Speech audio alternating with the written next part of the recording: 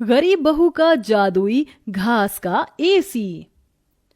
एक छोटे से गांव में सरिता अपनी बहू और अपने गरीब परिवार के साथ रह रही थी।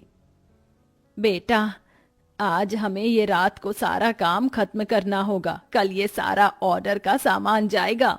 माँ, मैं तो कोशिश कर ही रहा था लेकिन घास ही खत्म हो गई। अब आप ही बताओ ना, मैं क्या करूँ? हमारे पास और कोई चारा नहीं है, हमें जंगल से और घास काट कर लानी होगी। इस समय जंगल में जाने का फायदा नहीं है, कभी भी कुछ भी हो सकता है। जंगली जानवर रात के समय ही बाहर निकलते हैं। अजय बिल्कुल सही कह रहा है बहू। अरे माँ जी, हम दो लोग अगर जाएंगे तो कोई जानवर पास नहीं आएगा, और फिर इतनी जल्दी कोई जानवर हमला नहीं करता। हमें ये ऑर्डर कल देना है, आप ये भी तो सोचिए। लेकिन बहू। माँ जी, आप चिंता मत कीजिए, कुछ नहीं होगा। बस आप बच्चों के पास ही रहना और उनका ख्याल रखना। अगर ये ऑर्डर नहीं गया तो बच्चों के लिए हम गर्मी से बचने के लिए कूलर भी नहीं खरीद पाएंगे।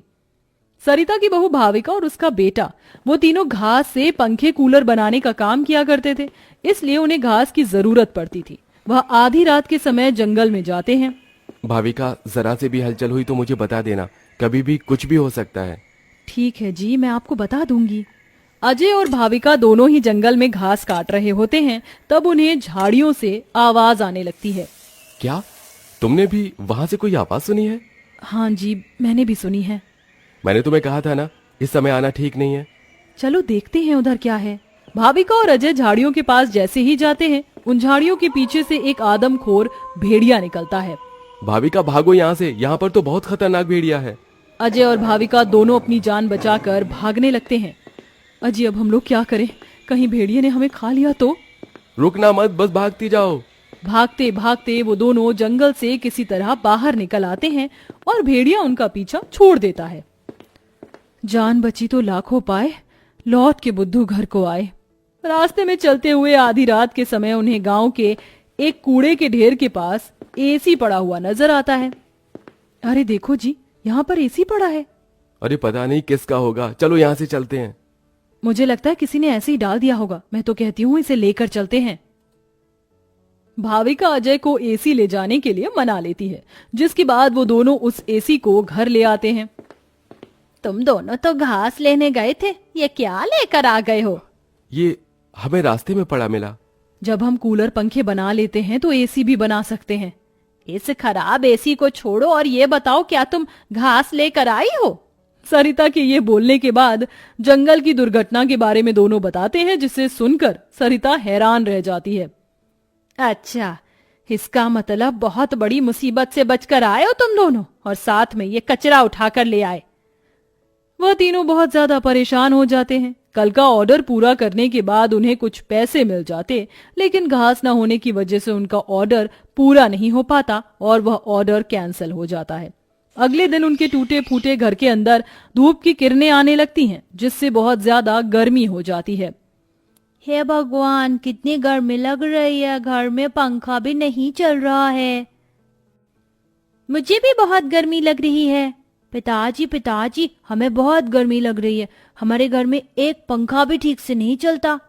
बेटा, थोड़ा सा सब्र रखो, कुछ दिनों में मेरे पैसे मुझे मिल जाएंगे, तो मैं घर के अंदर एक अच्छा सा पंखा लगवा दूंगा।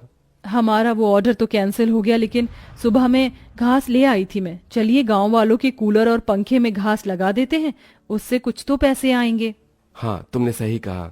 भाविका और अजय दोनों मिलकर पुराने कूलरों के अंदर घास लगा रहे होते हैं, और यहाँ घर में राजू दिशा गर्मी से परेशान हो रहे होते हैं। काश कि हमारे घर में भी कोई एसी होता। तभी दिशा की नजर उसके पिता के लाए हुए एसी के ऊपर पड़ती है। अरे राजू, जरा इसे देखो, लगता है पिताजी हमारे लिए एसी लेकर आए हैं, पर उन्होंने ये एसी अभी तक क्यों नहीं लगाया? क्योंकि ये एसी खराब है, बस इसीलिए। कल रात तुम्हारे माता पिता को यह कूड़े करकट में मिला था। ये सुनने के बाद राजू इस बात से तो खुश होता है कि उसके पिताजी पुराना ही सही, कम से कम एक एसी तो घर पर लेकर आए। कुछ देर बाद वह अपने दोस्तों के पास खेलने चला जाता है। ढोलू ढोलू, कहाँ हो तुम? चलो खेलते हैं। आज मैं नहीं आ सकता, बहुत गर्मी है, और इतनी गर्मी में मेरा मन नहीं कर रहा है आने का, क्योंकि मेरे घर के अंदर एसी लगा हुआ है। मैं उसकी ठंडी हवा में ही बैठना चाहता हूँ। क्या कहा? तुम्हारे घर के अंदर भी एसी है? हाँ, और हमारा एसी बहुत अच्छा चलता है, बहुत ठंडा कर देता है घर को। राजू यह सुनकर बहुत खुश होता है। वह वापस अपने घर पर आता है और अपने पिता से कहता है, पिताजी पिताजी मेरे लिए एसी ठीक कर दीजिए, बहुत गर्मी होती है घर के अंदर, मेरे सभी दोस्तों के पास एसी है। राजू बेटा, मैं एसी ठीक करने वाला नहीं हूँ। कहीं मुझसे एसी खराब हो गया तो ज्यादा पैसे चले जाएंगे उसे ठीक करवाने में।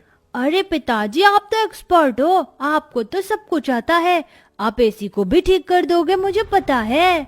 राजू के कहने पर अजय एसी को ठीक करने की कोशिश करता है। अजय को लगता है कि उसके ठीक करने पर एसी ठीक हो गया होगा, लेकिन एसी ऑन होते ही उसके अंदर से धुआं निकलने लगता है। ये क्या हो गया, लगता है ये एसी खराब है, फेंक दो इस एसी को। राजू गुस्से में ऐसा कहकर चला जाता है, जिसके बाद उसे इस तरह देखने से उसके दोनों माता पिता परेशान हो जाते हैं। हमें हमारे बेटे के लिए एक एसी तो बनाना चाहिए। भाविका और अजय दोनों अब सारे काम छोड़कर उस एसी को ठीक करने में ही लग जाते हैं। वह उसकी ठंडी हवा खाने के लिए उसके चारों तरफ हरी घास लगा देते हैं, जिससे कि उस एसी की हवा और भी ज्यादा ठंडी हो जाए। चलो अब एसी तैयार है, इसे चलाकर देखते हैं।